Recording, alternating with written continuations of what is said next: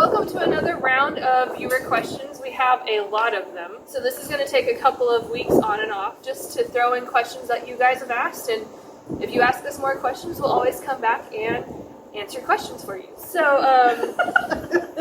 in no particular order, why are museums not open on Monday? Any of us can answer that question. I've always worked at museums that were open on Mondays. So I don't know. I actually don't know the reason why we're closed on Monday. Is there a reason? Yes. I don't know that there's a reason. So the American History Museum in New York evidently said the reason that museums are closed on Monday is just for cleaning and exhibit rearrangement. But that could be any day. True. That doesn't specifically mean Monday. But they wanted Monday. Should we be open on Mondays? Do you need an expensive education to become a museum staff member? Oh. No. Depends. Well, yeah. You don't need an expensive education. I don't know if Though education in general is expensive. Yeah, I would say one of the more important than education is internships and volunteering. So if you're interested in becoming a museum staff member, reach out to your local museums and become a volunteer. And that's how you start meeting people and making connections and creating your path. if you could steal one item from your museum or a traveling exhibit, what would it be? I would not, because that's illegal. Okay, but if it wasn't illegal, what would you take from your museum or a traveling exhibit? The perfume from the Titanic I exhibit. knew you were going to say that. I knew you would say that. Because it still has the smell of it, and oh my gosh. That's my one memory of Titanic is Erin, I don't remember if she was running or walking fast, but she had this little black thing, and she comes up to me and she's like, smell this! She shoves it up in my face, and it's just this gorgeous smell that you don't really smell anymore. And I'm like, what is this? And she's like, perfume from the bottom of the ocean. And it was like, yeah, I kind of made the noise you did. Just it was so surreal to smell something, because at that time it was, 104 years old or something like that, Titanic was? And it wasn't like the bottle, because of course I'm not going to go running but around it the museum with the bottle, but it was the foam that the bottle was, And it just was like a surreal moment, because it just was so cool to smell something from Titanic that was 104 years old. That was just, and you can smell all the fragrances of it. And it's something they don't let you smell anymore. They used to poke holes in the case so you could smell the perfume, but they don't do that anymore. I said if it was our museum, I want to steal my pharmacy cap, my pharmacy cabinet. I mean, I can tell you the two artifacts that I totally fangirled over. I wouldn't necessarily steal them, but I totally just lost. You had a moment? I had a moment. Yeah. First one, U-505 at the Museum of Science and Industry in Chicago. That'd be hard to steal anyway. I literally cried when I saw it, which is a submarine from World War II, which was captured. It was the first ship to be boarded by the enemy since the War of 1812, so it's pretty historically significant.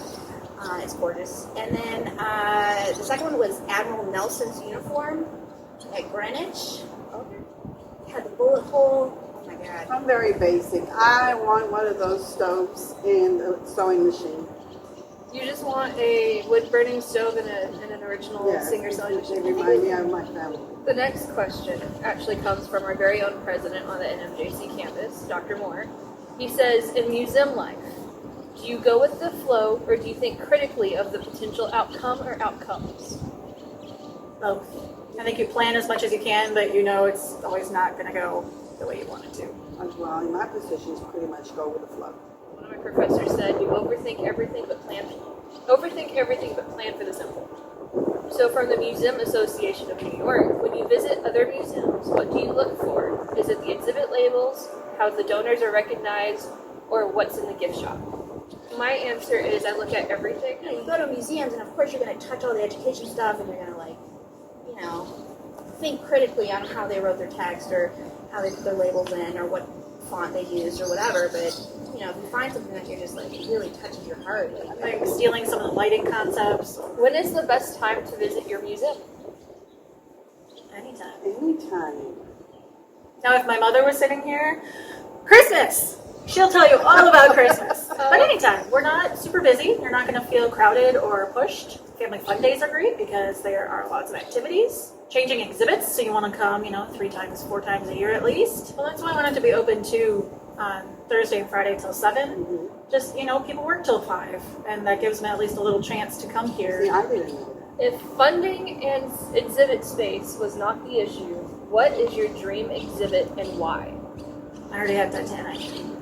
You mean I was for, going to tell you Titanic. There's more than one Titanic. It's so we're bigger. talking I about know. our dream exhibit for Here? It's just your dream exhibit and why.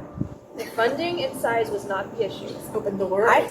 I wrote that paper in graduate school. Oh, wow. Wow. I want to listen to that. Oh, so I actually, so my dream exhibit, which was very unrealistic, but it's still a fun project. We, exactly that question was just like design an exhibit. Funding was no issue, space was no issue. So I tracked 3 famous Arctic explorers and Antarctic explorers, Shackleton, Rodneyson, and Byrd. And I borrowed artifacts from Norway, from South Georgia Island, near the Antarctic, from the Navy for Admiral Byrd, and created this kind of international Antarctic and Arctic exploration exhibit. Disney Pixar exhibit and the science on how to make graphic art into a movie. Well, I was totally trolling the Cowboy Hall of Fame Museum in Oklahoma City. It's gorgeous. I want that here. I get that. That's what I want. I understand that. Their rodeo exhibit and their cowboy exhibit, their cavalry is so dynamic and interactive. It's just like, we need that here. What item or object in your museum makes you smile? Mine's still the pharmacy cap. I like the phonograph horn. You have to see our chuck wagon. But I would love to see Gus back and with us. Milwaukee Public Museum wants to know, what's your favorite museum to visit other than your own? If it's one that I'm just going to sit in all day and just people watch and experience the experience, it's the United States Holocaust Memorial Museum in Washington, D.C. And if I had the time to actually go to it, it's one of my favorites. Now, if it's a smaller one that's kind of like close by, Field Museum, Chicago. Museum of Science and Industry, Chicago. British Army Museum in London, spectacular. Imperial War obviously was very cool, but yeah, British Army Museum was amazing. And shout out to the National Museum of the United States Navy, National Museum of the Marine Corps. And the Maritime Museum in San Diego, I can't forget them. if you were going to get a tattoo of one item in your collection, what would it be? Erin does not want a tattoo of anything at the museum. If I could have a tattoo, I would probably, I'd actually want a tattoo of Gus, weirdly enough. Like his Bitmoji, though. Would you though?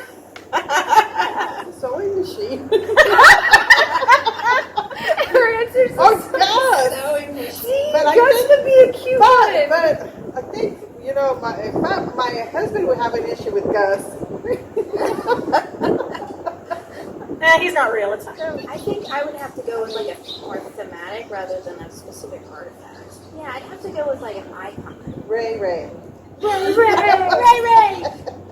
You know, like Singer. Just the name of it, singer. like an old school Sailor Jerry tattoo with like the heart and like you got your swallows and then Singer. Who's singer? I am the singer.